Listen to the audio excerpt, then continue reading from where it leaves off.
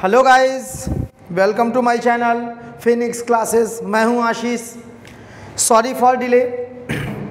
जैसा कि मैंने कहा था कि मंडे से हमारा कंटेंट आना स्टार्ट हो जाएगा, but I am sorry, Monday से हमारा कंटेंट नहीं आ पाया बिकॉज टेक्निकल सपोर्ट टीम की कुछ तबीयत ख़राब हो गई थी, इस वजह से चीज़ें नहीं हो पाई।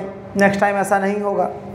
और मतलब अभी थोड़ा सा स्टार्टिंग है इसलिए डिसकंटिन्यूटी हो रही है, बट कोशिश रहेगी हमारी कि 1 तारीख से हमारी रेगुलर वीडियो कम से कम आए। 1 तारीख के बाद कभी भी मतलब वीडियो में हमारी तरफ से पूरी कोशिश रहेगी कि डिले ना हो। रेगुलर शाम को हम टाइमिंग अपनी डिसाइड कर लेंगे, अप्रॉक्सीमेट 8 o'clock 8 बजे तक हमारा वीडियो डेली शाम को आ जाए, ठीक है। और एक बार फिर से सॉरी।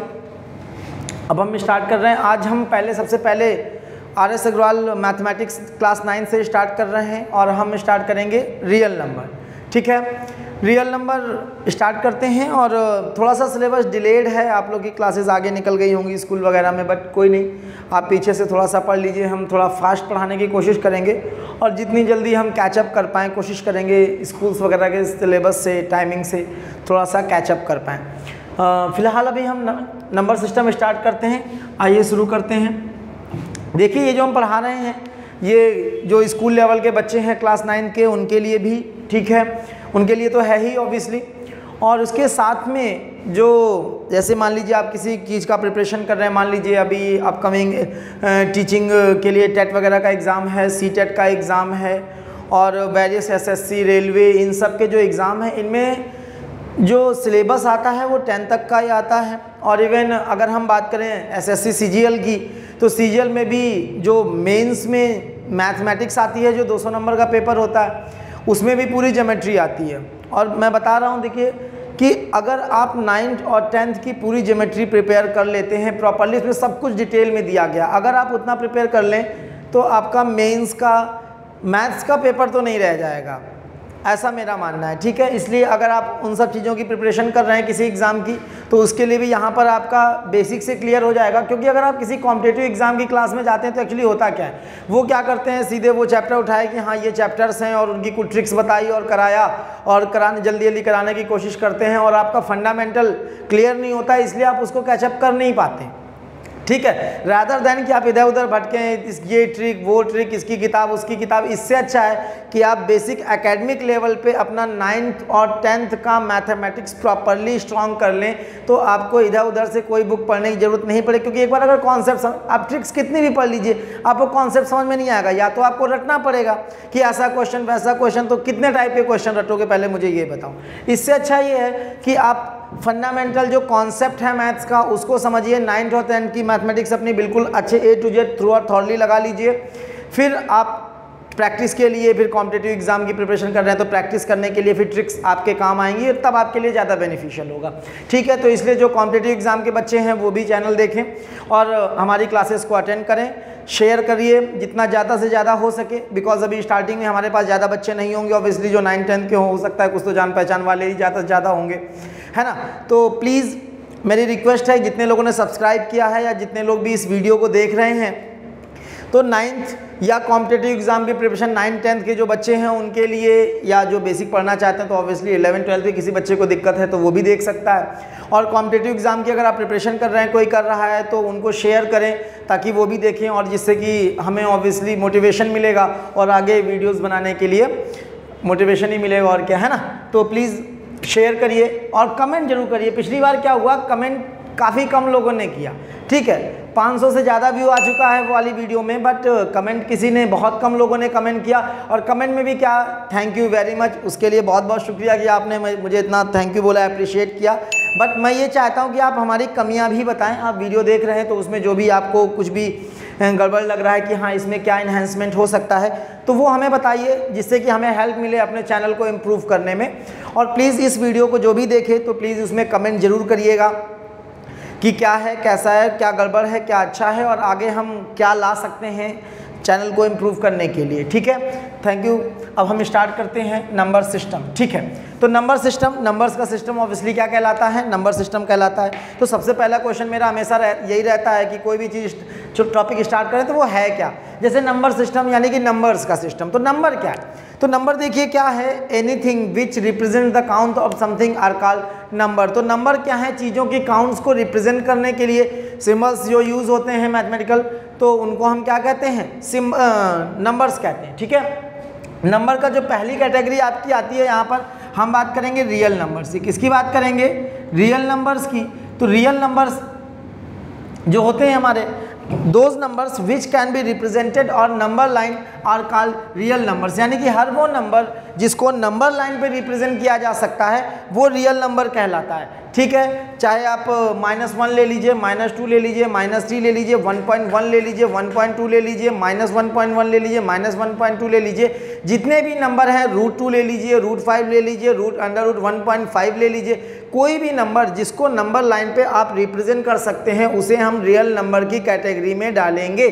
ठीक है, तो each and every number which can be represented on number line is called real number. And real numbers को रिप्रेजेंट करते हैं आर से, मतलब जो उनका अगर सेट बोला जाए रियल नंबर्स का, तो रियल नंबर के सेट्स के लिए जो सिंबल डिसाइड किया गया that is R, so real numbers are represented by R. ठीक है, आगे बढ़ते हैं। रियल नंबर्स के और भी कैटेगराइजेशन किया गया है।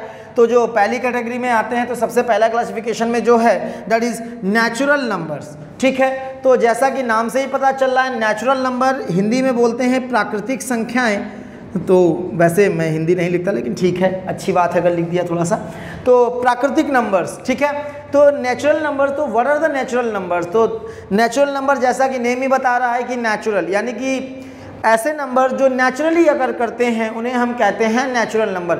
जैसे कि अगर आपने देखा हो, अगर हम एग्जांपल ले लें, किसी पेड़ पे लगे सेब का एग्जांपल ले लेते हैं, तो आपने देखा होगा पेड़ पे अगर सेब उगते हैं तो कितने सेब आते हैं? या तो 1 सेब आएगा, 2 सेब आएंगे, 10 सेब आएंगे, 1000 आएंगे, लाख आएंगे, मिलियन बिलियन जितने भी आए। लेकिन जो सेब होंगे पेड़ पे, अगर वो निकल रहा है, कोई भी फल निकल रहा है, तो उसकी काउंट 1, 2 या 3 होती। कभी किसी पेड़ पे आपने 1.5 सेब लगा हुआ नहीं देखा होगा, या किसी पेड़ पे 5.5 सेब लगे हुए नहीं देखे होंगे, क्योंकि जो हाफ वाला कॉन्सेप्ट है दिस इज नॉट नेचुरल। आप अगर आप एक सेब है उसको काट के आधा दे भी देते हैं तो है वो वही एक ही सेब है ना। वो बात अलग कि उसमें आधा बचा है, वो अलग बात हो गई, लेकिन है नेचुरली 1 ही है। ठीक है, तो इसीलिए नेचुरल नंबर से हमारे वो नंबर आते हैं जो कंप्लीट होते हैं तो 1 से स्टार्ट होता है। तो नेचुरल नंबर जो हमारे होते हैं those are 1, 2, 3, 4, 5 and so on till infinity. ठीक है, तो जो नेचुरल नंबर होते हैं वो हमारे 1 से स्टार्ट होते हैं और इनमें कोई फ्रैक्शनल पार्ट नहीं होगा। ठीक है, 1, 2, 3, 4 ये सारे हमारे नेचुरल नंबर हैं और इनका जो ग्रुप है, नेचुरल नंबर्स का ग्रुप है, it is represented by capital N. हम इसे किससे रिप्रेजेंट करते हैं? कैपिटल एन से रिप्रेजेंट करते हैं। तो natural numbers are represented by capital N, they starts from 1 and up to infinity. ठीक है, the smallest natural number is 1। सबसे छोटा नेचुरल नंबर 1 है। सबसे बड़ा नंबर हम नहीं बता सकते। आप जानते हैं कि नंबर्स की काउंट कभी भी ख़त्म नहीं होती है, आप कंटिन्यू आगे गिनते जा सकते हैं, कंटिन्यू अपनी आपकी जो काउंटिंग होगी वो कभी फिनिश नहीं होती है ना। इसीलिए हम जो लार्जेस्ट नंबर है नेचुरल नंबर वो नहीं बता सकते। अच्छा, अगर ये बात करें कि व्हाट इज़ द मतलब टोटल कितने natural number, what is the count of all natural numbers, तो नेचुरल नंबर्स की काउंट भी आप नहीं बता सकते, क्योंकि जितनी आगे गिनती आप पढ़ते जाएंगे तो उतने ही नंबर्स भी होते जाएंगे। तो इनफाइनाइट नंबर्स हैं और लार्जेस्ट नंबर भी इन्फिनिटी हो गया एक प्रकार से। तो स्मॉलेस्ट तो हम बता सकते हैं बट लार्जेस्ट नहीं बता सकते हैं। ठीक है, तो ये हो गया हमारा नेचुरल नंबर जो कि कैपिटल एन से रिप्रेजेंट होता है। इसके बाद जो नेक्स्ट कैटेगरी हमारी आती है दैट इज़ होल नंबर। क्या कहते हैं इसे? Whole number. तो होल नंबर में हमारा क्या होता है? होल नंबर जो हैं वो नेचुरल नंबर में 0 को भी अगर आप इंक्लूड कर लें तो those are called whole numbers. ठीक है, 0, 1, 2, 3, 4 up to infinity positive side में, तो इनको हम क्या कहते हैं? होल नंबर्स कहते हैं। ठीक है, तो अगर हम इसे गौर से देखें तो इसमें है क्या? 0 plus natural number makes whole number. W is the symbol for whole numbers. Whole numbers के सेट को हम W से रिप्रेजेंट करते हैं। तो 0 प्लस नेचुरल नंबर, यानी अगर नेचुरल नंबर में हम 0 को भी इंक्लूड कर लेते हैं तो वो हमारा क्या हो जाएगा? होल नंबर हो जाएगा। ठीक है, तो 0 plus natural number make whole number. तो हमारे जीरो से हो गया। अब जीरो जो है वो नेचुरल नंबर की कैटेगरी में नहीं डाला गया। नेचुरल नंबर 1 से इन्फिनिटी होते हैं, होल नंबर 0 से इन्फिनिटी होते हैं, because zero is not a natural number. क्योंकि आपने अगर देखा होगा तो सबको पता होगा कि जीरो की डिस्कवरी किसने की थी, आर्यभट्ट ने की थी। कभी किसी ने ये नहीं बोला कि बेटा 1 की किसने की, या 2 की किसने की, या 3 की किसने की। हम बात सिर्फ जीरो की करते हैं। क्यों? क्योंकि जीरो नेचुरली अकर नहीं करता है, आपको दिखता नहीं है कि कहीं जीरो है, आपको एक समझना था। तो जीरो जो हमारा नेचुरल अकर नहीं करता, इसलिए हम जीरो को हमने नेचुरल नंबर में नहीं डाला, जीरो को हमने होल नंबर में डाला।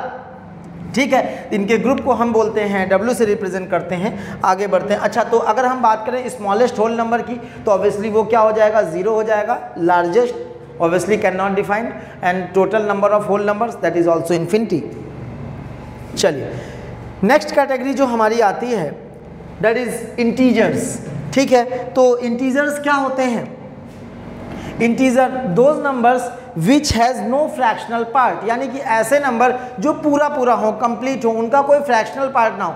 यानी कि अगर हम उनको रिप्रेजेंट करें डेसिमल सिस्टम में, तो डेसिमल के बाद हमेशा जीरो आना चाहिए। ये तो उनको हम क्या बोलेंगे? इंटीजर्स बोलेंगे। जैसे 1, 2, 3, 4, -1, -2, -3, ये सारे हमारे क्या हैं? इंटीजर्स हैं, बिकॉज इनमें कोई भी फ्रैक्शनल पार्ट नहीं है। ठीक है, तो जो हमारे इंटीजर्स आएंगे वो हमारे, देखिए ये लिखे हुए हैं, माइनस इन्फिनिटी से स्टार्ट होंगे, माइनस इन्फिनिटी से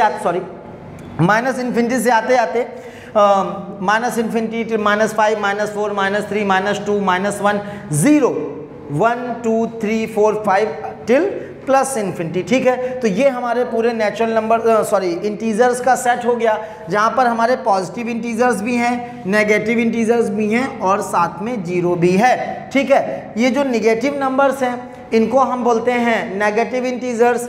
जो पॉजिटिव नंबर्स हैं उन्हें हम बोलते हैं पॉजिटिव इंटीजर्स। और जीरो जो है that is neither positive nor negative integer. ध्यान दीजिएगा, ये ऑब्जेक्टिव में बहुत क्वेश्चन बनता है कि जीरो कैसा इंटीजर है। तो देखिए, zero neither positive non negative integer है। जीरो ना ही पॉजिटिव की कैटेगरी में आता है और जीरो ना ही नेगेटिव की कैटेगरी में आता है। ठीक है, जो पॉजिटिव इंटीजर्स हैं they are represented by Z plus, जो नेगेटिव इंटीजर्स हैं they are represented by Z minus and zero. तो और बाकी पूरे जो इंटीजर्स का सेट है इसको हम जेड से रिप्रेजेंट करते हैं। जो इंटीजर्स हैं वो जेड से रिप्रेजेंट होते हैं। ठीक है, तो अब ये हमारा हो गया इंटीजर। अब इंटीजर में अगर हम बोले smallest positive integer that is 1। ठीक है, neither positive non negative integer that is 0। अगर स्मॉलेस्ट नेगेटिव इंटीजर की बात की जाए, अच्छा, तो हम सभी जानते हैं -1 बड़ा है कि -2 बड़ा है? Obviously -1 is greater than -2। ठीक है, तो -1 इज ग्रेटर देन -2। तो इसका मतलब अगर आप बोलें कि स्मॉलेस्ट नेगेटिव इंटीजर, तो वो तो इन्फिनिटी की तरफ जाता चला जाएगा। तो क्योंकि नेगेटिव में नंबर की न्यूमेरिकल वैल्यू जितनी इंक्रीज हो जाएगी, एक्चुअली में उसकी वैल्यू क्या होगी? डिक्रीज होगी। तो हम स्मॉलेस्ट पॉजिटिव इंटीजर तो बता सकते हैं जो कि 1 होता है, बट हम स्मॉलेस्ट नेगेटिव इंटीजर नहीं बता सकते क्योंकि वो इन्फिनिटी की तरफ होगा, है ना।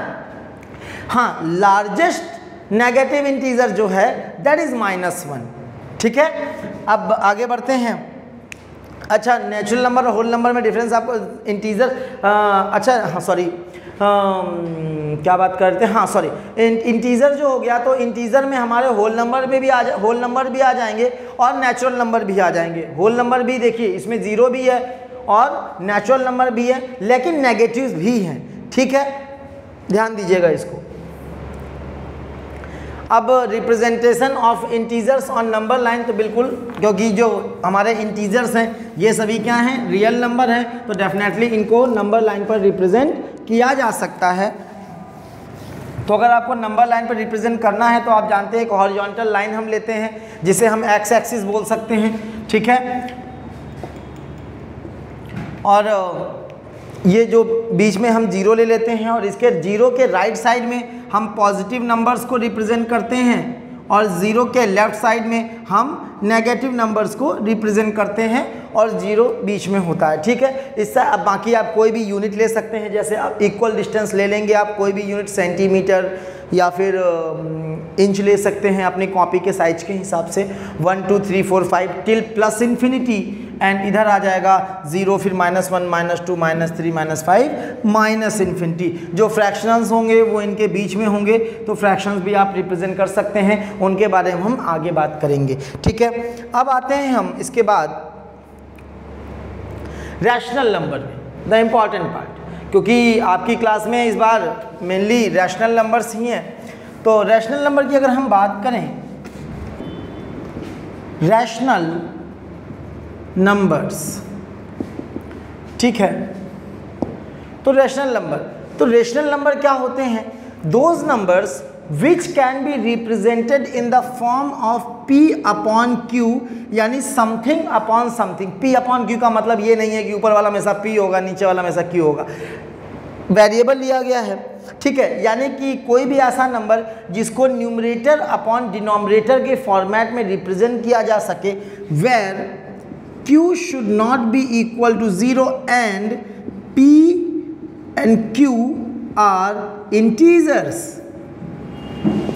ठीक है, कि समथिंग अपॉन समथिंग, न्यूमरेटर भी हो डिनोमिनेटर भी हो, न्यूमरेटर और डिनोमिनेटर दोनों की जो वैल्यू होनी चाहिए वो इंटीजर होनी चाहिए, बट जो डिनोमिनेटर है वो कभी 0 के इक्वल नहीं हो सकता है। तो ऐसे नंबर्स को हम क्या बोलते हैं? रैशनल नंबर्स बोलते हैं। ठीक है, बस अपॉन में आप रिप्रेजेंट कर, तो कोई भी नंबर आप रिप्रेजेंट कर दीजिए। जैसे अगर हम 1 की बात करें, 2 की बात करें, 3 की बात करें, ये सब हमारे क्या है? रैशनल नंबर है। क्यों है? क्योंकि 1 का मतलब 1/1, 2 का मतलब 2/1, 3 का मतलब 3/1 होता है। अगर 2/5 हो गया, 3/7 हो गया, 9/2 हो गया, तो ये सारे भी हमारे रैशनल नंबर की कैटेगरी में आ जाएंगे। बिकॉज देखिए ये भी इंटीजर है, ये भी इंटीजर है और डिनोमिनेटर नॉट इक्वल टू 0 है, तो ये सारे हमारे किस में आ जाएंगे? रैशनल नंबर की कैटेगरी में आ जाएंगे। ठीक है, 22/7 में बड़ा कंफ्यूजन होता है। 22/7 भी क्या होगा? इंटीजर होगा। इसे पाई से कनेक्ट मत करिएगा, बिकॉज पाई और 22/7 का कोई रिलेशन नहीं है।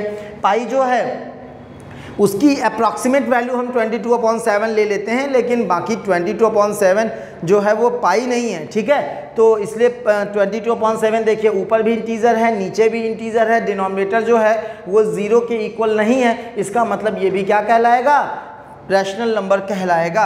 ठीक है, अच्छा एक कंडीशन की हम बात कर लेते हैं। मान लीजिए इसमें जो कंडीशन पड़ी हुई है कि denominator should not be equal to 0, तो इससे दिक्कत क्या है? 0 हो जाएगा तो क्या समस्या हो जाएगी? आइए देखते हैं 0 हो जाएगा तो क्या समस्या होगी। जैसे मान लीजिए कोई नंबर है 3/0, क्या है? 3/0। तो अगर 3/0 की बात करें, तो अगर मैं बोलूँ बेटा इसकी वैल्यू बताइए, इसकी वैल्यू बताइए, तो आप कैसे बताएंगे? तो बड़ा 0 का टेबल आप ऐसा पढ़ेंगे कि 3 से ज़्यादा ना जाए। तो आप 0 का टेबल पढ़ना स्टार्ट कीजिए कि 3 से ऊपर ना जाए। तो 0 1 जा 0, 0 2 जा 0, 0 3 जा 0, 0 4 जा 0, 0 मिलियन जा 0, 0 बिलियन जा 0, जितना भी आप पढ़ना पढ़ते रहिए बेटा, कभी 0 से आगे बढ़ ही नहीं पाएंगे आप। इसलिए आपको हमेशा ज़िंदगी भर डिवाइड करते रहें, लेकिन 3 से ज़्यादा नहीं जाएगा, इसलिए आपको हमेशा पढ़ते रहना पड़ेगा, डिवाइड हो ही नहीं पाएगा। इसलिए इसकी जो वैल्यू आएगी वो क्या आएगी? इन्फिनिटी या अनडिफाइंड भी बोल सकते हैं इसको एक्चुअली। ठीक है, तो इन्फिनिटी, इसीलिए हम अनडिफाइंड फॉर्मेट आ जाता है समथिंग अपॉन 0, इसलिए हम यहाँ पर डिनोमिनेटर में 0 नहीं ले सकते। हाँ, न्यूमरेटर में 0 होगा तो चलेगा। मान लीजिए किसी नंबर के न्यूमरेटर में 0 है, जैसे 0/3 होता है, तो ये क्लियरली डिफाइंड है। कैसे? आइए देखिए, 0/3, तो 0/3 का क्या मीनिंग हुआ? कि 3 का टेबल ऐसा पढ़िए कि 0 से ज़्यादा ना जाए। तो 3 0 जा 0 और 3 1 जा 3, तो 3 1 जा 3 तो ज़्यादा हो गया, यानी 0 बार में ही चला जाएगा। तो ये कितना आ जाएगा? 0 आ जाएगा, और 0 को आराम से नंबर लाइन पे आप रिप्रेजेंट कर देंगे, है ना। और बाकी इसे दिक्कत नंबर लाइन पे रिप्रेजेंट भी कर देंगे, और ये रेशनल है क्योंकि इसकी वैल्यू हम डिफाइन कर सकते हैं। और बाकी अगर डेफिनेशन की बात करें तो समथिंग अपॉन समथिंग, P/Q, ऊपर भी इंटीजर नीचे भी इंटीजर, नीचे 0 नहीं होना चाहिए। क्यों नहीं होना चाहिए ये आप पीछे समझ चुके हैं। तो इसलिए ये जो है वो एक रैशनल नंबर है। तो 0 हमारा जो होगा वो रैशनल नंबर की कैटेगरी में आएगा। 0 इज़ अ रैशनल नंबर, इसमें किसी को कोई कंफ्यूजन नहीं होना चाहिए। ठीक है, तो ये हमारा हो गया रैशनल नंबर। ठीक है, एक चीज़ और, हाँ, जो रेशनल नंबर्स हैं उनका जो सेट है उसको हम Q से रिप्रेजेंट करते हैं। इसको ध्यान दीजिएगा, छूट गया था। तो इनका जो सेट है रैशनल नंबर्स का, that is represented bye Q। बिल्कुल। और अगर रैशनल नंबर में हम बात करें तो जितने भी हमारे होल नंबर्स होते हैं, जितने भी हमारे नेचुरल नंबर्स होते हैं, जितने भी हमारे इंटीजर्स होते हैं, ये सारे क्या हैं? रैशनल नंबर हैं, लेकिन उसके अलावा और भी हैं। इसका मतलब ये नहीं कि सिर्फ वही हैं, लेकिन हाँ वो भी क्या हैं, सभी हमारे रैशनल नंबर हैं, चाहे वो होल नंबर हो, चाहे कि वो नेचुरल नंबर हो, और चाहे वो इंटीजर हो। ठीक है, अब आते हैं, आगे बढ़ते हैं और स्टार्ट करते हैं simplest form of a natural number.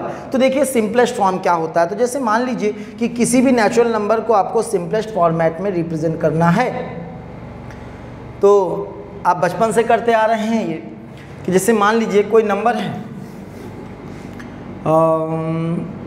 33/22, ये एक नंबर है, रेशनल है कि नहीं है, बिल्कुल है। क्यों भाई, 33 तो ये क्या हो गया P/Q, और यहाँ पर Q नॉट इक्वल टू क्या है, 0 है। इसका मतलब definitely 33/22 is a rational number. लेकिन सिंपलेस्ट फॉर्मेट का मतलब क्या होता है, सिंपलेस्ट फॉर्मेट का मतलब होता है किसी नंबर को कट करते हुए, डिडक्ट करते हुए, डिड्यूस करते हुए ऐसी जगह पहुँचा दें जिसके बाद उसको और सिंप्लीफाई करना पॉसिबल ना हो, तो वो जो सिंपलेस्ट फॉर्मेट होता है तो वही हमारा क्या कहलाए, simplest form of natural number कहलाएगा। तो जैसे इसकी हम बात करें तो अगर हम 11 से इसको कट कर दें तो 11 3 33 और 11 2 22, तो ये आ जाएगा 3/2। तो 3/2 जो होगा वो 33/22 का क्या हो जाएगा, सिंपलेस्ट फॉर्मेट हो जाएगा। ठीक है, तो ये हो गया सिंपलेस्ट फॉर्म। अब कई बार क्या होता है, जैसे कोई नंबर कई नंबर से कटता है ना, जैसे मैं बात कर लूँ 456/216, अगर मैं इसकी बात करूँ तो चलिए 254 कर लेते हैं इसको, ये हो गया। ठीक है, तो अभी इसको हम क्या करें, 2 से काटेंगे, फिर आगे कुछ और मिलेगा उससे काटेंगे, फिर आगे कुछ और मिलेगा उससे काटेंगे, और तब तक काटेंगे जब तक कि ये कटना क्या नहीं कर देता, बंद नहीं कर देता, और जो लास्ट में जो बचेगा वो हमारा क्या हो जाएगा, simplest form of this this rational number हो जाएगा। लेकिन कई बार दिक्कत ये आती है, जैसे मान लीजिए ये भी काफ़ी बड़ा नंबर था और इसके अलावा और भी नंबर होते हैं, जैसे कल को लिख दिया गया 1 1 2 3 5/2 6 9 5। अब चलिए 5 है इनके लास्ट में, तो चलिए थोड़ा सा ज़्यादा इजी हो गया, मान लीजिए 3 ले लेते हैं और यहाँ मान लो 7 ले लेते हैं। तो अब इसका सिंपलेस्ट फॉर्मेट लिखना है, तो बेटा टेबल तो हम लोग को 13 के आगे तो याद होती नहीं है, 12 तक मैक्सिमम है, 13 पे आके अटक जाते हैं। सबका जो नेचुरल बैरियर है वो 13 है ना, लेकिन फिर भी कुछ लोगों को 20 या 25 तक तो लर्न होता है। तो अगर हम इसकी बात करें तो अगर मान लीजिए आपको डायरेक्टली किसी नंबर को सिंपलेस्ट फॉर्म में रिप्रेजेंट करना है, तो how to represent a rational number directly into its simplest form। तो अब क्या करेंगे, आपको कुछ नहीं करना है, बस इन दोनों नंबर्स का HCF फाइंड आउट कर लेना है। क्या फाइंड आउट करना है, find the HCF of both number. इन दोनों नंबर्स का आप क्या फाइंड कर लीजिए, HCF फाइंड आउट कर लीजिए, और इस HCF से न्यूमरेटर को भी डिवाइड कर दीजिए और डिनोमिनेटर को भी डिवाइड कर दीजिए, आपका सिंपलेस्ट फॉर्म निकल आएगा। अगर इससे ज़्यादा इसको डिड्यूस होना होगा तो अगर HCF 1 आ जाता है तो यानी कि वही इसका क्या हो जाएगा, सिंपलेस्ट फॉर्मेट हो जाएगा जो भी आपको गिवन है। तो अगर आपको चेक करना है कि कोई नंबर है वो अपने सिंपलेस्ट फॉर्मेट में है कि नहीं है, तो if HCF of numerator and denominator is 1, then that rational number will be in its simplest form। आ रही बात समझ में, नहीं आ रही, कि कोई भी रैशनल नंबर है अगर उसके एलसीएम जो न्यूमरेटर और डिनोमिनेटर है उनका जो HCF है वो अगर 1 आ रहा है, तो इसका मतलब ये है कि वो नंबर जो है वो अपने सिंपलेस्ट फॉर्मेट में है। और अगर वो सिंपलेस्ट फॉर्मेट में नहीं है, HCF कुछ और आता है, तो उस HCF से न्यूमरेटर को भी डिवाइड कर दीजिए, डिनोमिनेटर को भी डिवाइड कीजिए, और आपका जो नंबर होगा वो सिंपलेस्ट फॉर्मेट में कन्वर्ट हो जाएगा। आइए एक न्यूमेरिकल करते हैं। ऐसे हम बात कर लेते हैं 95/133 की। अब हमें इसे इसके सिंपलेस्ट फॉर्मेट में कन्वर्ट करना है। तो एक तरीका तो ये है कि हम टेबल ढूंढने की किससे कैंसिल होगा, जो कि काफ़ी डिफ़िकल्ट लग रहा है ढूंढने में। तो इससे अच्छा ये है कि अगर आपको कभी भी डायरेक्ट टेबल नहीं मिल रही है कि किससे काट के इसको डिड्यूस किया जाए, तो आप क्या कर सकते हैं, आप HCF निकाल लीजिए। HCF निकालना सबको आता होगा, बचपन में 5th क्लास में सिखाया गया है। अगर नहीं आता तो देख लीजिए, 95 133 से डिवाइड कर दीजिए। 95 एक बार में ही जाएगा, 95 13, 13 में 5 गया, 8 आया, ये बचा 2, 12, 12 9 में गया, 3 बचा। 38 से 95 को आगे फिर डिवाइड कर देंगे, ये इधर आ जाएगा, जो बचता है उससे फिर डिवाइड करते हैं। 3 3 जा तो ज़्यादा हो जाएगा, 2 बार में जाएगा, 2 8 जा 16, कैरी 1, 2 3 जा 6 1 7, 15 15 में 6 जाएगा तो ये 9 बचेगा, 8 में 7 गया, 1 बचेगा, 19, अब 38 यहाँ आ जाएगा, 19 2 जा 38, कैंसिल हो गया पूरा पूरा। यानी कि जो लास्ट में जिससे आपने सबसे लास्ट में डिवाइड किया है वही क्या कहलाएगा हमारा, HCF कहलाएगा। ठीक है, तो अब आपको इसको सिंपलेस्ट फॉर्मेट में कन्वर्ट करना है। इसका मतलब HCF कितना आया, HCF इज इक्वल टू 19 आया। तो अगर आप इस नंबर को सिंपलेस्ट फॉर्मेट में कन्वर्ट करना चाहते हैं तो आप सीधे क्या करिए, 19 से इसे भी डिवाइड कर दीजिए और इसे भी डिवाइड कीजिए, आपका काम खत्म। आप जानते हैं 19 5 जा क्या होता है, 95 होता है, और 19 7 जा 133 होता है। ठीक है, तो ये हो जाएगा 5/7 हो जाएगा, नहीं हो जाएगा। ठीक है, तो हमारा जो आंसर आ गया वो आ गया 5/7। तो 5/7 is the simplest form of 95/133। इस तरह से आप बड़े से बड़े नंबर को सिंपलेस्ट फॉर्मेट में कन्वर्ट कर सकते हैं। कई बार स्कूल में एग्जाम में काफ़ी बड़ा सा नंबर, पिछली बार मेरे बच्चों के एग्जाम में दे दिया गया था एक बड़ा सा नंबर, फिर उन्होंने HCF से निकाला। ठीक है, इक्विवेलेंट रेशनल नंबर कर लेते हैं। इक्विवेलेंट रेशनल नंबर, तो कोई भी नंबर है उसके इक्विवेलेंट रेशनल नंबर होते हैं, तो वो कौन होते हैं। तो देखिए, जैसे कोई भी नंबर है P/Q टाइप का नंबर है, अगर इसमें सेम इंटीजर से न्यूमरेटर और डिनोमिनेटर में मल्टीप्लाई कर दिया जाए तो उसके इक्विवेलेंट रेशनल नंबर आते जाते हैं। तो ये हो गया किसी नंबर से उसके इक्विवेलेंट रेशनल नंबर बनाना। दूसरा कि जैसे मान लीजिए जो इक्विवेलेंट ऐसे रेशनल नंबर जिनका जो सिंपलेस्ट फॉर्मेट होता है वो सेम हो, ऐसे रेशनल नंबर जिनका सिंपलेस्ट फॉर्म जो हो वो सेम हो, तो वो क्या कहलाते हैं, इक्विवेलेंट रेशनल नंबर कहलाते हैं। जैसे कि एग्जांपल ले लेते हैं, जैसे मैंने पिछला एग्जांपल लिया था 22/33 या 44/66 की बात कर लें, या 88/132 की बात कर लें। ठीक है, तो ये जो हमारे नंबर्स हैं ये क्या है, इक्विवेलेंट रेशनल नंबर हैं। क्यों, क्योंकि अगर आप सिंपलेस्ट फॉर्मेट में कन्वर्ट करें 11 2 जा 11 3 जा और 22 जा 22 3 जा 44 2 जा 44 3 जा, तो ये भी 2/3 आएगा, ये भी 2/3 आएगा और ये भी 2/3 आएगा। दैट इज़ वाई ये और ये तीनों नंबर 22/33, 44/66 और 88/132 ये तीनों क्या हो गए आपस में, इक्विवेलेंट रेशनल नंबर हो गए। ठीक है, तो ये तो बात हो गई पहचानने की, कि मान लो कोई नंबर आपको दे दिया गया और बोला गया बताइए या इक्विवेलेंट रेशनल नंबर्स हैं कि नहीं है, तो अगर उनका सिंपलेस्ट फॉर्म जो है वो सेम आता है तो वो इक्विवेलेंट रेशनल नंबर हो जाएंगे, अगर सेम नहीं आता है तो वो इक्विवेलेंट रेशनल नंबर नहीं होंगे। ठीक है, अब अगला जो नेक्स्ट पॉइंट आता है वो ये आता है कि मान लीजिए आपको कोई एक नंबर दे दिया जाए और बोला जाए इसके इक्विवेलेंट 5 रैशनल नंबर्स या 6 रैशनल नंबर, जितना भी बोल दिया जाए उतने नंबर्स लिखिए। तो आपको कुछ नहीं करना, जैसे मान लीजिए कोई नंबर दिया गया है 3/5 ही ले लेते हैं। अब ये नंबर दिया गया है मान लीजिए, और आपसे बोला गया इसके इक्विवेलेंट 5 रैशनल नंबर लिखिए। तो आप एक नंबर के कोई भी रैशनल नंबर है उसके इक्विवेलेंट इनफाइनाइट इक्विवेलेंट नंबर्स लिख सकते हैं। देखिए कैसे, आपको कुछ नहीं करना है, बस न्यूमरेटर और डिनोमिनेटर में सेम नंबर से मल्टीप्लाई कर देना है। तो मान लीजिए इसमें ऊपर और नीचे हमने 2 से 1 से करेंगे तो सेम आ जाएगा ऑब्वियसली, तो 2 से करेंगे तो 2 से कर देंगे तो कितना आ जाएगा 6/10। आप 3 से कर दीजिए 9/15, आप 4 से कर दीजिए 12/20, आप 5 से कर दीजिए 10/25। सॉरी ये 3 था, सॉरी, तो ये 15 हो जाएगा। अगला ले लीजिए, मान लीजिए कोई 3/5 है, आप ऊपर नीचे आप मैं कह रहा हूँ आप 10 से करा दीजिए तो क्या आ जाएगा 30/50, रिड्यूस होकर ये भी कितना आएगा 3/5। 5। तो ये जितने नंबर हैं सबका सिंपलेस्ट फॉर्म करेंगे तो देखिए सब में 3/5 ही आएगा। तो अगर आपको कोई भी एक रैशनल नंबर दिया गया है और उसके इक्विवेलेंट नंबर्स आपको लिखने हैं तो आपको जितने चाहे उतने लिख सकते हैं, बस आपको कुछ नहीं करना है, सेम नंबर से न्यूमरेटर और डिनोमिनेटर में मल्टीप्लाई करते चले जाना है और वेरियस नंबर्स आते जाएंगे जो कि आपके गिवन नंबर के इक्विवेलेंट रैशनल नंबर होंगे।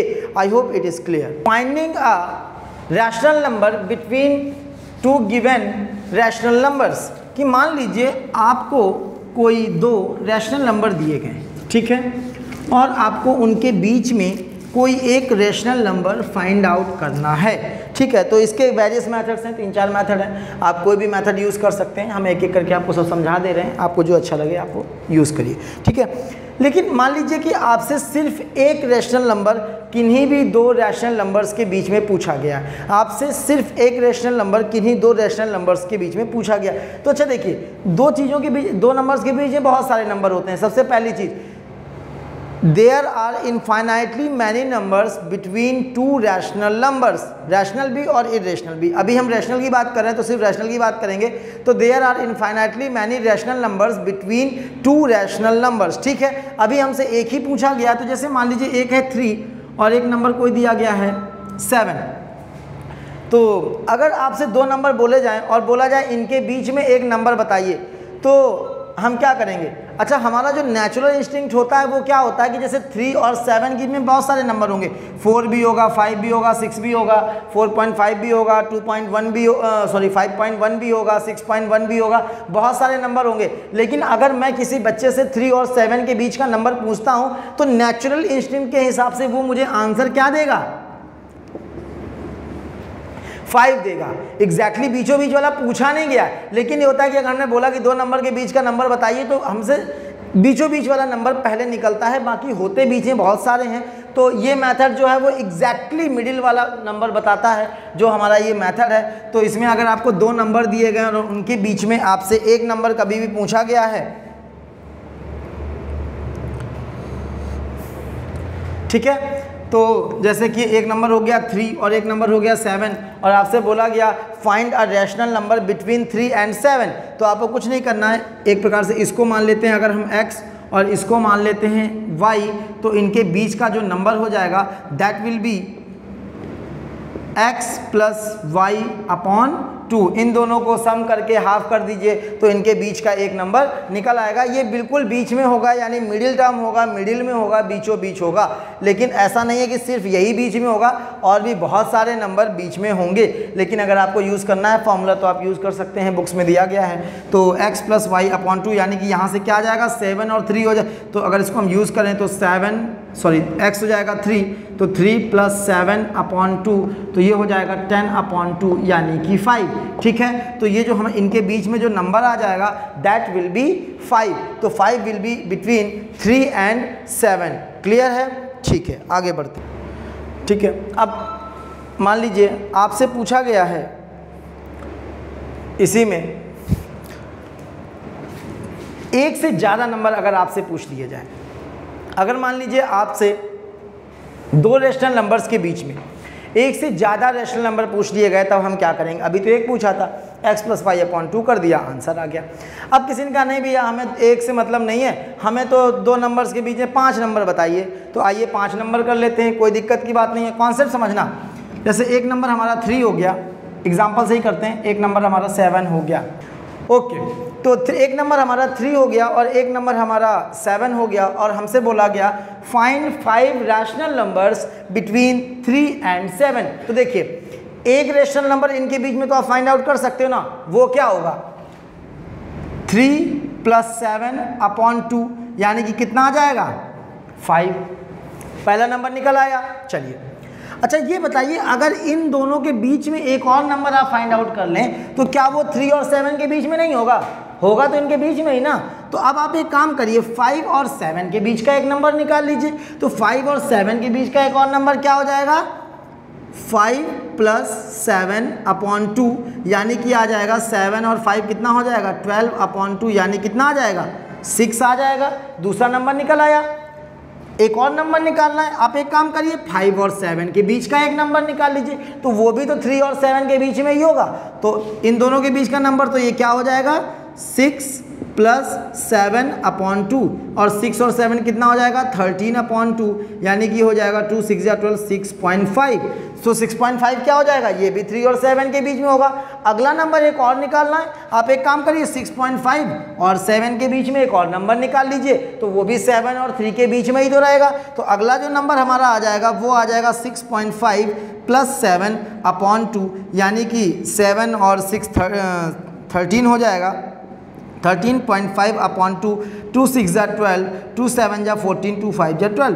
तो ये नंबर जो आ जाएगा वो 6.5 और 7 के बीच में एक और नंबर आ गया 6.75। कितने नंबर हो गए हमारे, 1 2 3 और 4, ठीक है, 4 नंबर हो गए। अगला एक और नंबर मान लीजिए आपको निकालना है, 5 हमने पूछे थे, ठीक है।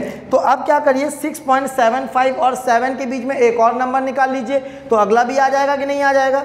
तो अब आप क्या कर लेंगे 6.75 प्लस 7/2 सम कर लीजिए, 13.75 डिवाइडेड बाई 2, तो 2 6 या 12 कैरी 1, 2 8 या 16 कैरी 1, 2 7 या 14, 2 5 या 10, तो ये आ जाएगा 6.875। तो ये क्या होगा, ये 6.75 और 7 के बीच का नंबर है, तो अल्टीमेटली है तो ये 3 और 7 के बीच में ही, ठीक है। तो हमने अपने नंबर 5 नंबर हमने निकाल लिए। मान लीजिए ये 0 था, ये कुछ 3 था और ये कुछ 7 ऐसे ले लिया, तो हमारा नंबर निकल आया 5 निकला।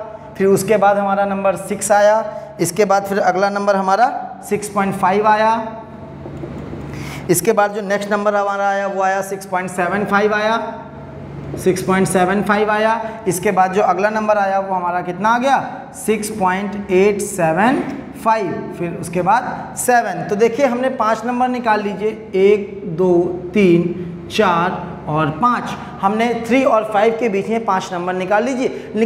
ऐसे और भी नंबर निकाल सकते थे, इनफाइनाइट नंबर। आप क्या करिए 5 और 6 के बीच का एक नंबर निकाल लीजिए, तो वो भी तो 3 और 7 के बीच में ही रहेगा। अच्छा, जैसे मैं कंटिन्यू 7 की तरफ चला गया था, आप 5 से 6 आप इधर 3 की तरफ भी आ सकते हैं, तब भी नंबर तो 3 और 7 के बीच में ही रहेगा। 5 प्लस 3/2 कर लेते, एक और नंबर आ जाता 3 और 7 के बीच में, उससे जो रिजल्ट आता वो प्लस 3/2 कर लेते, तो एक और नंबर आ जाता उनके बीच में, उसका जो रिजल्ट होता वो प्लस 3/2 कर लेते, तो एक और नंबर आ जाता 3 और 7 के बीच में। लेकिन बाउंड्री लिमिट को क्रॉस नहीं करना, इस बात को ध्यान रखना। हमें 3 और अगर इधर निकालेंगे तो अभी लास्ट नंबर एक नंबर यहाँ बीच का ले लेंगे, प्लस 7 जो बाउंड्री लास्ट वाली है वो/2 कर लें, या फिर बीच का एक नंबर ले लें और ये 3 जो लिमिटिंग बाउंड्री है छोटी वाली प्लस करके/2 कर लें, तब भी हमारे नंबर। तो ऐसे ही साइमल्टेनियसली आप करते चले जाएंगे और इनफाइनाइटली जितने चाहते हैं आप 10 5 20 जो भी बोला गया हो क्वेश्चन में, आप उतने नंबर 2 नंबर्स के बीच में कैलकुलेट कर सकते हो। आई बात समझ में बच्चों, नहीं आई? ठीक है, आई होप कि आ गई होगी। ठीक है, अच्छा, जैसे पॉजिटिव है वैसे ही जैसे ही पॉजिटिव है वैसे ही नेगेटिव है। जैसे आपने पॉजिटिव नंबर्स निकाले वैसे नेगेटिव, मैथमेटिकल कैलकुलेशन है, आप पॉजिटिव का भी निकाल सकते हैं और नेगेटिव का भी निकाल सकते हैं। क्योंकि जो पिछला जो मेथड है उसमें x + y/2 करना पड़ता है, एलसीएम लेना पड़ता है, सॉल्व करना पड़ता है। तो अगर हमारे पास जो नंबर दिए गए हैं क्वेश्चन में वो इंटीजर हैं और इंटीजर्स निकल रहे हैं फिर तो ठीक है, लेकिन अगर वो नंबर फ्रैक्शन है और लगातार साइमल्टेनियसली सॉल्व करते हुए फ्रैक्शन में काफ़ी दिक्कत आने लगती है, काफ़ी हौच-पौच हो जाता है, एरर होने के चांसेस भी होते हैं। इसलिए हम दूसरा मेथड भी यूज़ कर सकते हैं। अगर हमको 2 रैशनल नंबर्स के बीच में वेरियस रैशनल नंबर्स निकालने हैं, 2 3 5 जितने भी बोल दिए जाएँ। जैसे मान लीजिए एक नंबर हो गया, मैं ले लेता हूँ 3/5, एक नंबर मान लीजिए हमको दे दिया गया 2/6, ठीक है। अब हमसे बोला गया कि बेटा इन दोनों नेचुरल नंबर्स के बीच में, रैशनल नंबर्स के बीच में मुझे 5 रैशनल नंबर्स बताइए।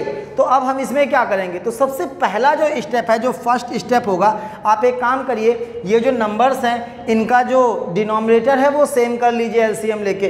तो अगर मैं इनका मेक डिनोमिनेटर इक्वल कैसे करेंगे, एलसीएम लेंगे, आप सभी जानते हैं 6 5 ज़ा 30, 5 6 ज़ा 6 3 ज़ा 18, 6 5 ज़ा 5 2 ज़ा 10। तो एक हमारा आ गया 18/30, पहला नंबर आ गया 18/30 और दूसरा नंबर आ गया हमारा 10/30। ये किसके इक्विवेलेंट है, 3/5 के इक्विवेलेंट है। और ये वाला जो है हमारा वो 2/6, ऑब्वियसली ये 1/3 था, सॉरी, तो ये 1/6 तक, कोई नहीं 2/6 ही लिखा रहने दो, हमें क्वेश्चन से मतलब है। तो ये 2/6 हो गया। अब हमें इनके, तो इसके हमने इक्विवेलेंट एलसीएम लेके हमें डिनोमिनेटर सेम कर लिया। अगर पहले से डिनोमिनेटर सेम होता तो फिर हमें कोई दिक्कत नहीं थी, हम ऐसे ही कर लेते। अब आप क्या करिए, छोटा वाला पहले लिख लीजिए, बड़ा वाला बाद में लिख लीजिए। तो अगर हम यहाँ पर देखें तो हमारा जो छोटा वाला है वो 10 है और बड़ा वाला ये है, तो इसको रिवर्स कर लेते हैं। तो इधर आ गया हमारा 2/6 यानी कि 10/30 और इधर आ गया 3/5 यानी 18/30। अब बस आप आगे कंटिन्यू इंक्रीज करते जाइए न्यूमरेटर को। तो अगला नंबर जो इनके बीच में होगा 10 है, तो अगला हो जाएगा 11/30, उसके बाद आ जाएगा 12/30, उसके बाद आ जाएगा 13/30, उसके बाद आ जाएगा 14/30, उसके बाद आ जाएगा 15/30, इसके बाद आ जाएगा 16/30, इसके बाद आ जाएगा 17/30 और फिर आ जाएगा 18/30। तो इनके बीच में हमने कितने नंबर लिख दिए, 3, 3, 6 और 1 7। तो हमने 2/6 और 3/5 के बीच में हमने 7 नंबर्स इंट्रोड्यूस कर दिए इस तरह से, ठीक है। तो आपको कुछ नहीं करना है, बस डिनोमिनेटर सेम करके बस जो छोटा वाला नंबर है उसके आगे न्यूमरेटर इंक्रीज करते जाना है, लेकिन जो लार्जर नंबर है उसके न्यूमरेटर से आगे नहीं जाना है, क्योंकि उसके बाद तो बाहर निकल जाएंगे उससे, ठीक है। तो 7 नंबर्स हमने कर दिए। लेकिन अब एक समस्या है, मान लीजिए कि इस क्वेश्चन में हमसे 10 नंबर पूछे होते और गैप तो हमारे पास 7 का ही था, तो अब हम 3 नंबर कहाँ से लेके आते। तो अगर आपको नंबर्स जो पूछे गए हैं डिनोमिनेटर सेम करने के बाद अगर न्यूमरेटर का जो गैप बन रहा है वो हमारा पूछे गए नंबर से कम बन रहा है या इक्वल बन रहा है, क्योंकि जो गैप होना चाहिए, जो इनका जो डिफरेंस होता है उससे नंबर जो हम लिख सकते हैं एक कम लिख सकते हैं। जैसे यहाँ पे देखिए गैप कितने का है, 18 और 10, तो यानी गैप जो है वो 8 का है। तो यानी कि इनके बीच में हम जो नंबर लिख सकते हैं वो कितने लिख सकते हैं, 7 लिख सकते हैं। आ रही बात समझ में। तो अगर हमसे 10 नंबर पूछे गए हैं तो यानी कि न्यूमरेटर के बीच में जो गैप होना चाहिए, यानी कि if n is the number of rational numbers to find out between any 2 numbers, तो उसे अगर n से रिप्रेजेंट कर लें तो यानी कि n इज इक्वल टू 10 हो गया, कि हमें 10 नंबर फाइंड आउट करने, तो n इज इक्वल टू 10 हो गया। तो जो न्यूमरेटर है उनके बीच में जो गैप होना चाहिए वो n+1 का होना चाहिए। कितना होना चाहिए, n+1, यानी कि अगर हमें 10 नंबर रिप्रेजेंट करने हैं तो इनके बीच का जो गैप होना चाहिए न्यूमरेटर के बीच का वो हमारा 11 होना चाहिए। अगर हमको इनके बीच में 15 नंबर रिप्रेजेंट करने हैं तो न्यूमरेटर के बीच का जो गैप है वो 16 होना चाहिए, और अगर 20 रिप्रेजेंट करने हैं तो गैप 21 होना चाहिए, ठीक है।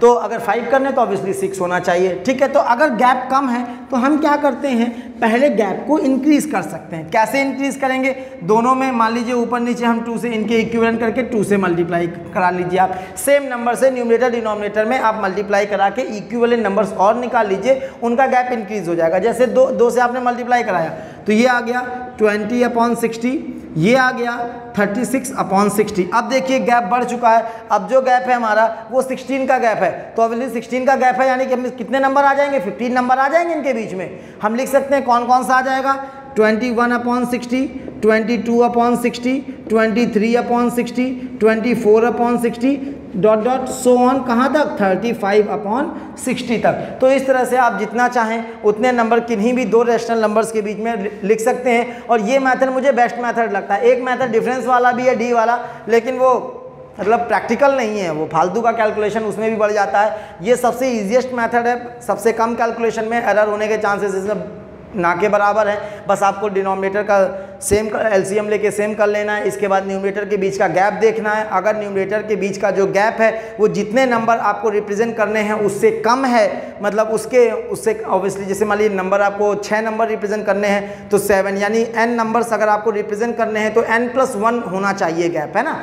तो अगर जो गैप है वो n+1 से कम है तो आप न्यूमरेटर और डिनोमिनेटर में किसी भी एक नंबर से 2 से 3 से 4 से मल्टीप्लाई करा के गैप को इंक्रीज कर सकते हैं, और इसके बाद आप इस तरह से अपने नंबर लिख देंगे। आई होप सबको समझ में आ गया होगा, ठीक है। रियल नंबर का पहला लेक्चर हम आज कंक्लूड करते हैं अपना। काफ़ी टाइम हो गया आज, एक्चुअली पहला वीडियो था तो इसलिए टेक्निकल काम में भी थोड़ा सा डिले हो गया, तो इसलिए टाइम हो गया है, तो इसलिए अभी आज इतना ही रखते हैं। और अगर आपको इसमें कुछ भी ना समझ में आया हो तो आप मुझे मैसेज करिए टेलीग्राम पर, ओके ठीक है। तो अगर आपको कोई भी क्यूरी है, इसमें आपको कोई डाउट है, कुछ कहना है, कुछ सजेस्ट करना है कि सर ये पढ़ा दीजिए, वो पढ़ा दीजिए, कुछ भी, तो इस तरह का आपको कुछ भी करना है तो आप मुझे टेलीग्राम पर मैसेज करिए। हमारे लिंक नीचे वीडियो में हम ऐड कर देंगे। टेलीग्राम पे आप मुझे मैसेज कर दीजिए, इंस्टा पे मैसेज कर दीजिए, या फिर आप फेसबुक पेज पे डायरेक्टली कमेंट भी कर सकते हैं, या वहाँ से टेक्स्ट कर दीजिए। तो जैसे भी आपको करना है आप कमेंट करिए या नीचे ही कमेंट कीजिए, मुझे अच्छा लगेगा। अगर अच्छा लगे वीडियो तो अप्रिशिएट करिए, लाइक कीजिए, कमेंट कीजिए, और प्लीज़ शेयर ज़रूर करिए। शेयर करना बहुत ज़रूरी है क्योंकि स्टार्टिंग फैमिली है, हमें अपनी फैमिली बढ़ानी है, ठीक है। तो प्लीज़ इसे शेयर करिए, लाइक करिए, कमेंट करिए। It's all for today. Thank you very much. God bless you all.